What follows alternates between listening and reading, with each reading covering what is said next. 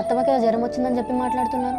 నిన్న అట్లా గొడవలు జరిగినాయి కదనే, ఇక ఆ టెన్షన్స్కి దానికి జ్వరం వచ్చినట్టున్నది. హాస్పిటల్ తీసుకుపోతా అంటే ఇక పైసలు కొట్టినా. అవునా అండి, అత్తమ్మకి అసలే బీపీ షుగర్. అత్తమ్మ ముందు మీరు గొడవ పడ్డారు, ఆ రంది పెట్టుకున్నట్టున్నది. ఇక అవును సంగీత, నాకు కూడా అదే భయం అవుతుంది. సరే అండి, మీరేం బాధపడకండి, మనం వెళ్ళి అత్తమ్మని చూసి వద్దాందా. అమ్మా జ్వరం వచ్చిందాట కానీ ఇప్పుడు ఎట్లున్నది?